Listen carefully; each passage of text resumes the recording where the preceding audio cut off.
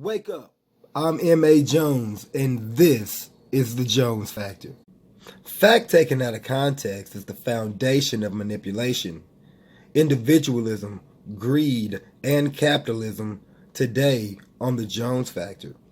A common misbelief or a common fact taken to be true is that the earth does not have enough sustainable resources.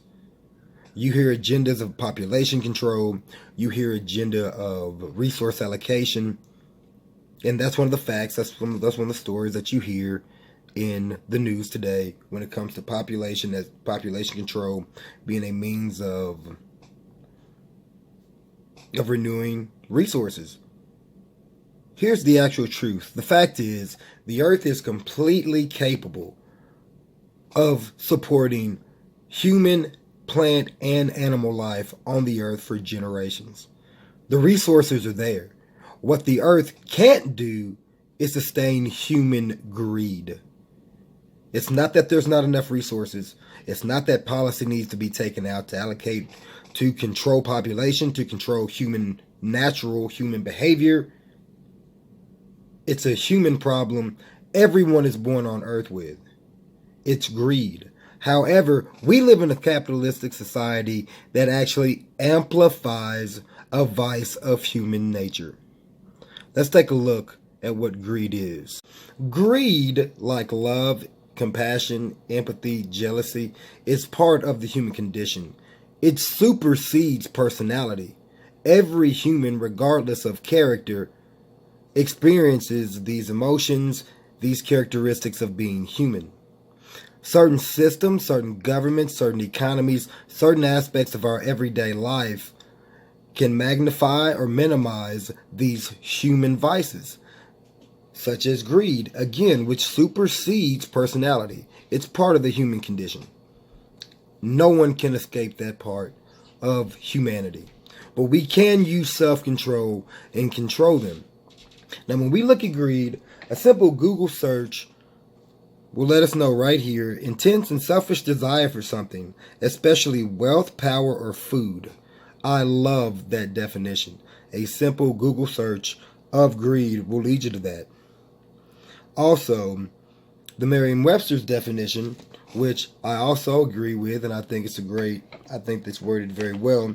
A selfish and excessive desire for more of something, such as money, more than needed. Greed is a part of the human condition.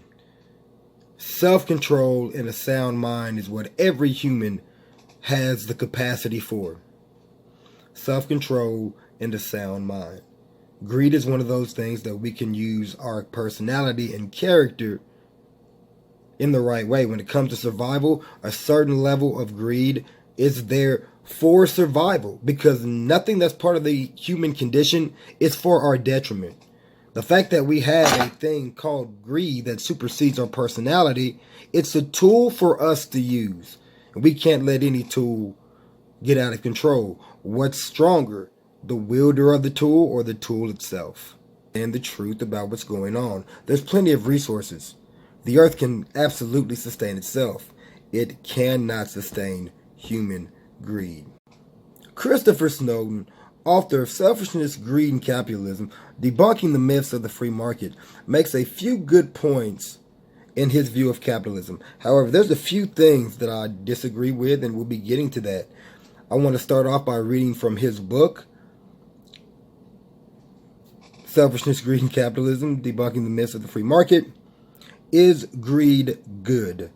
Is there a sense in which greed is good? Adam Smith would never have used such a crass phrase, not least because he did not believe it. Those words were spoken by the fictional Gordon Gekko, an executive of the fictional company Teldar Paper, and were written by the left-wing film director Oliver Stone in the 1987 corporate satire Wall Street. Wall Street, very popular movie. I'm sure many of you out there have seen it. I used to be in sales, and it was one of the movies that, was very entertaining for me. If you haven't seen it, check it out. But it is a satire, and, it's Hollywood. So I was entertained at one point. I look at things from a different perspective now. Even this grotesque caricature of the wheeler dealer admits the word greed is not wholly satisfactory as a description of the mechanism that drives economic progress.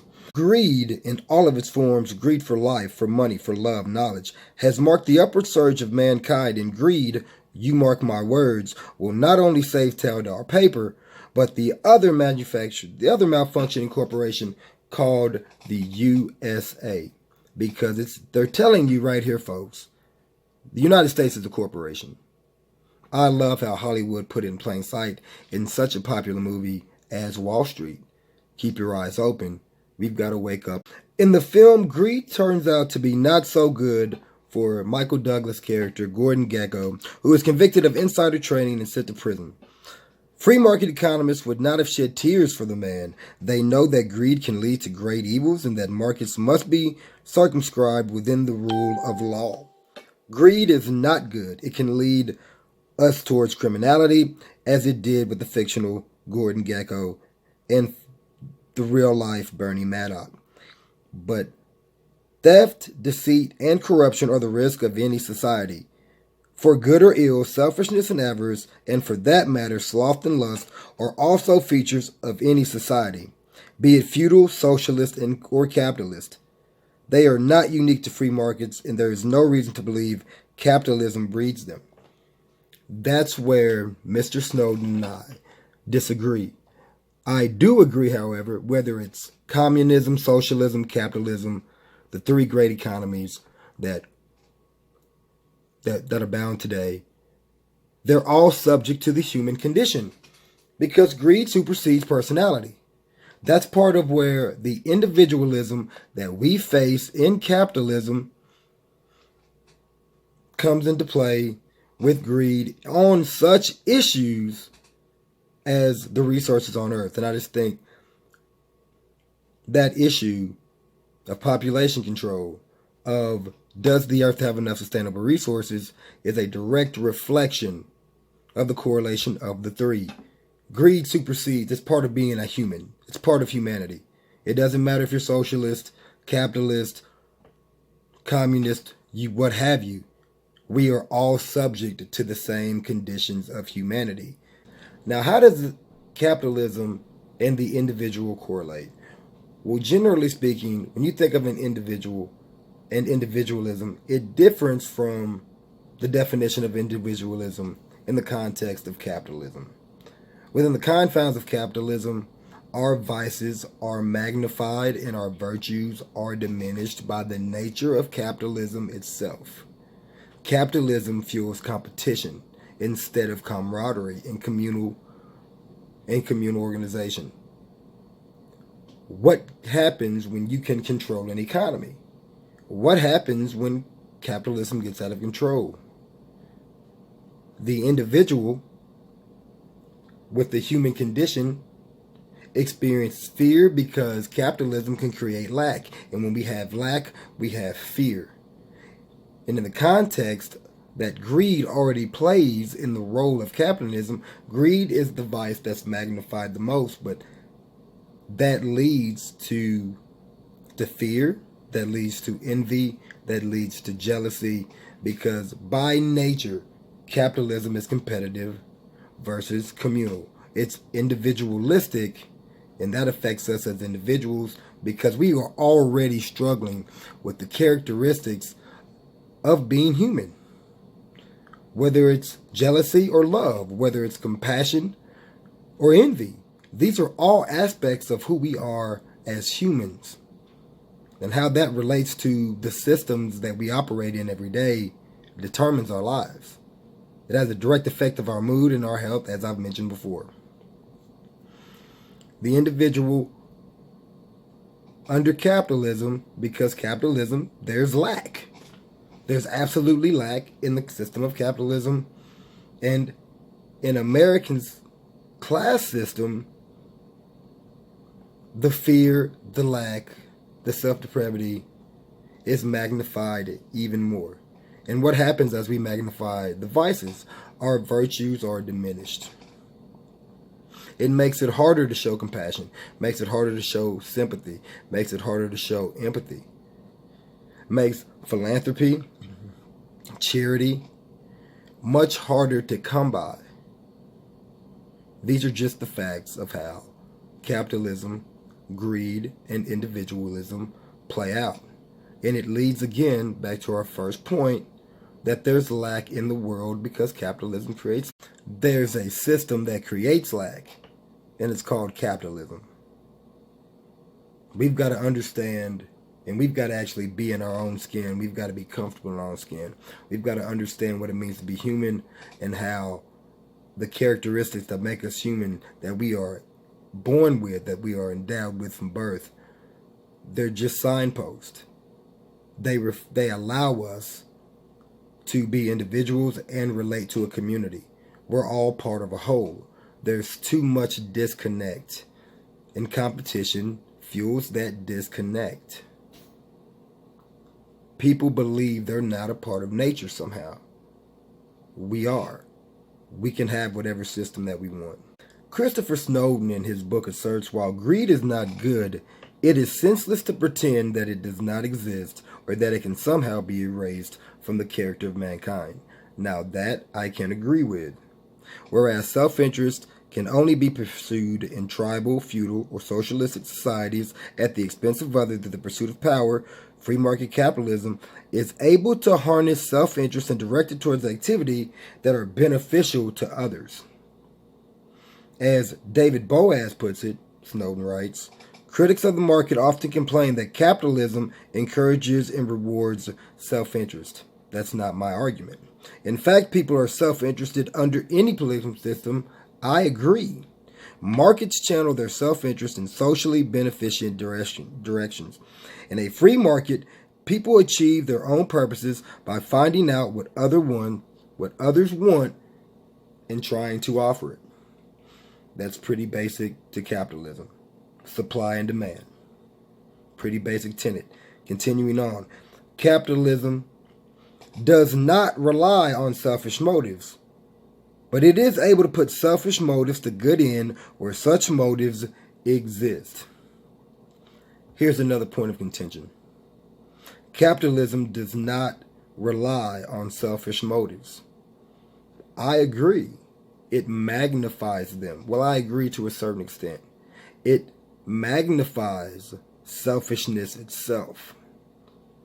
The system itself, capitalism, does not rely on selfish motives. It absolutely does. It relies on that human characteristic we are all endowed with, called greed. It absolutely does. That's part of the individualism. That's part of competition. This is another point of contention. But it is able to put selfish motives to good end where such motives exist. In any case, the moral objection that capitalism rewards greed is ill-founded. I think you already know how I feel about that. I think greed is the basic tenet of capitalism. Capitalism in and of itself, if individuals utilized self-control and a sound mind, capitalism in and of itself is a tool. Like any tool, we can use those to great positive lengths, and we can use that for destructive purposes. But as a basic tenet, capitalism thrives in competition. Competition naturally is the antithesis of cooperation. That's just basic to the system. That's basic to the individual and how individualism correlates and plays out within the playing field of capitalism. Greedy men dislike free markets because the existence of competition prevents them from charging too much and providing too little. Of course, I see the practicality of that statement. When there's competition in a free market context, prices can stay low, that competition can keep prices down and can keep consumers happy. They are forever seeking special protection from the government to make free markets less free, keep prices high, and exclude competitors. Capitalism is robust against selfishness, not dependent on it. Socialism, by contrast, depends on altruism. And we'll stop there. we see that Mr. Snowden makes some great points here. It's a lengthy book. It's about 233 pages. Have a look at it if you are interested in debunking me or fact-checking any of my information. However, when we look as a whole of how individualism, greed, and capitalism play out, again, an excellent example to take a look at this and to reflect its correlation is in the common fact, and it's not a fact. People believe it's a fact, that it's true, that we do not have enough resources on Earth. In the context of capitalism, no, we don't. Because greed is out of control. There's plenty. Mother Earth has plenty to offer. There's plenty of resources for everyone. There is no lack. The lack is found in the context of capitalism. Don't take my word for it. Do your own research. Do we have an innate lack of resources on the earth? Or do we have a reactive lack fueled by greed and capitalism? Capitalism is a tool. Capital is a tool. It's an unlimited resource because we create it ourselves. Lack is created. Check out both sides of the argument. Selfishness, Greed, and Capitalism, Debunking the Myths About the Free Market by Christopher Snowden. Check the description box for information about his book. It is an opposing argument. I like to look at both sides. There's always something to learn. There's always something that I can take from and that we can take from both sides of the argument so we can get the best picture, so we can make the best decisions. We want the whole picture. We don't want a piece of the puzzle. We want the whole thing. And we've got to look at different perspectives in order to get the whole picture. Peace, prosperity. God bless you all. Jones Factor.